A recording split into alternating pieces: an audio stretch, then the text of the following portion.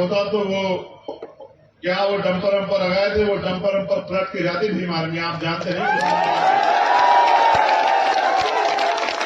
यहाँ जो बैठे तो जानते, मैंने कहा कि रुक जाओ, तुम्हें लगता है कि हम आजाद हैं, है या नहीं? तुम्हें लगता है कि डंपर रोक लेंगे क्या हम? देखो, आपने मुझे तलवार भेंट की, मैं इसको इसलिए लेके आया कि आप इसको देख लो। मैं इसको मना कर रहा था अपने भाई को कि ये मुझे मत दो। इसका एक कारण,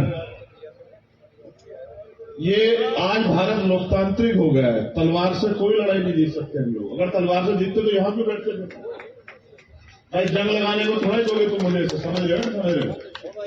तलवार से कोई लड़ाई नहीं जीती जा रही। भारत लोकतांत्रिक देश है, संविधान है। जिनके पास कलम की ताकत है, ये कलम उनका राज है, जिनका राज है वो कोई धरना नहीं करते। मैं यहाँ के विषय में भी बात रखूंगा, जो आज घटा उस पर भी बात रखूंगा। मैं बस आपका ध्यान आकर्षित कर रहा हूं। आप यहाँ इसलिए बड़ी संख्या में जुटे हैं क्योंकि आपको तकलीफ है और आप चाहते हैं आपकी तकलीफ खत्म हो जाए। तकलीफ आपकी एक नहीं है, आपकी तकलीफ कई। मैं आपको वास्तविक स्थिति पर लेके आता हूं। 14 अगस्त 1947 को भारत गुलाम था। 15 अगस्त 1947 को भारत आजाद हुआ। लेकिन इस देश के किसान, कमेरे और वंचित वर्गों को, महिलाओं को अधिकार नहीं मिले। अधिकार मिले जब 26 जनवरी 1950 को बाबा साहब अम्बेडकर द्वारा लिखित संविधान इस देश में लागू हुआ। तब इस देश के वंचित वर्ग के लोगों को जानवरों के जीवन से इंसानों के जैसा जीवन जीने का अवसर मिला।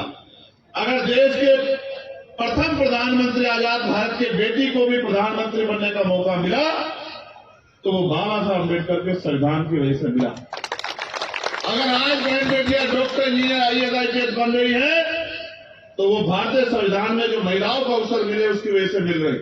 और आज अगर हमारी बहनें विधायक, मंत्री, मुख्यमंत्री, प्रधानमंत्री, राष्ट्रपति बनी है आज एक वंचित वर्ग की महिला, तो ये भी बाबा साहब डॉक्टर भीमराव अम्बेडकर के संविधान की वजह से हो रखा है। मैं बात आपसे क्यों कह रहा हूं? जब 14 अगस्त को जो हालात देश की थी, 15 अगस्त 1947 को आजादी के बाद भी वही हालात थे। 26 जनवरी 1950 को संविधान ने आश्वस्त किया कि देश के हर नागरिक को, प्रत्येक नागरिक को रोटी, कपड़ा, मकान, सम्मान के साथ, अधिकारों के साथ जीवन को मिलना चाहिए, जीवन उनको जीने का अवसर मिलना चाहिए।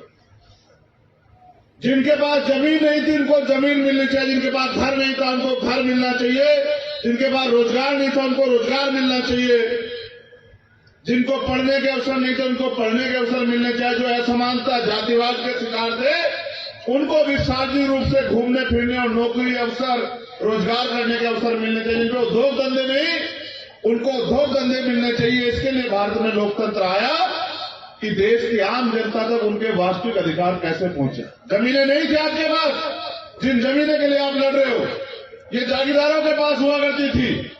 फिर बाबा साहब अम्बेडकर सर छोटू राम साहब ने लड़े, आज उन्हीं की संतानें यहां बैठी हैं। वो लड़े और जमीनों के लिए लड़े कि जमीन मिले गरीब को, जमीन उसको मिले जो खेती कर रहा। और फिर भूमि जमींदारी आंदोलन हुआ, जमींदारी जो कानून था वो खत्म हुआ, कमजोर वंचित वर्ग के लोगों पे जमीन आई, तब आपने खेत में हल चलाया। और आज उन जमीनों को जो आपको आजादी के बाद मिली उन पे सरकारें छीनने का काम कर रहे हैं। और इनका एकमात्र मकसद ये है, आप नहीं समझ रहे हो, कि जो रोजी रोटी चैन से किसान का मेरा खा रहा है उनकी रोजी रोटी भी छीन लो, वो लेबर क्लास बन जाए, बड़े बड़े धन्ना से पूंजीपति, इनकी फैक्ट्रियां लगे, इनके बड़े बड़े व्यापार लगे, इनके बड़े बड़े मॉल बने और आपको हर एक चीज के लिए इनके पास गिरवी रखना पड़े, अपना घर बार, और इनके यहां जाके आपको रोटी मांगनी पड़े। एक किसान पैदा करता है बंजर भूमि को। मेरे पिताजी प्राइमरी स्कूल के हेडमास्टर थे और उन्होंने मुझे सिखाया, वो खेती भी करते थे, रात को जाके पानी देते, तब जाके फसल पैदा होती। फिर प्राकृतिक मार है, फिर चोर भी ले जाता है, तमाम तरह की मुसीबतें हैं, उसके बाद फसल तैयार होती है। एमएसपी की कोई गारंटी नहीं। आप लड़ रहे हो, आपकी जमीन छीन गई, किसकी वजह से छीनी आपको नहीं पता। मैं तो नवलगढ़ की जनता पे वो कर रहा हूं भाई, मेरी बात पे गौर करना आप सब लोग।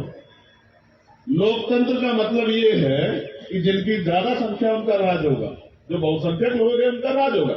यही तो लोकतंत्र है ना, कि जिनकी वोट ज्यादा होगी उनका राज होगा। आपने तो सबसे बड़ी लड़ाई कमजोरी ये कर दी कि जिनके 10,000 वोट है उनका विधायक बन रहा है, जिनके 80,000 वोट है वो बैठ के तमाशा देख रहे हैं। देखो क्या किया आपने।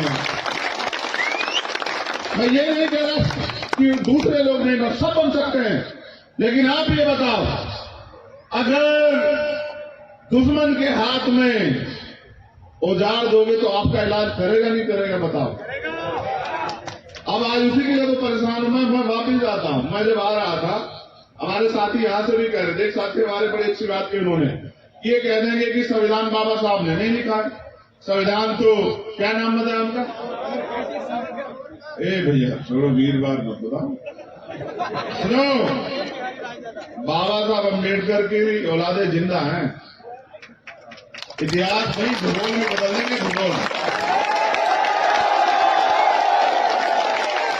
ऐसे गुंडे हमारी बहुत देखे हमने, समझ रहे हो। हमारा मन नहीं था जाने का वहां, तुम्हें सच बता रहे। हम किसान कमेरे के औलादे, हमारा मन नहीं था वहां जाने का, इसलिए जाने का मन नहीं था, आपके बीच में आने का मन था। वरना भाई लोग यहाँ बैठे हैं, अगर जाने का मन होता तो वो क्या, वो डंपर वंपर लगाए थे, वो डंपर वंपर पलट के जाती थी मार्ग, आप जानते नहीं। यहाँ जो बैठे तो जानते, मैंने कहा कि रुक जाओ, तुम्हें लगता है कि हम आजाद हैं, है नहीं? तुम्हें लगता है ये डंपर रोक लेंगे क्या हम?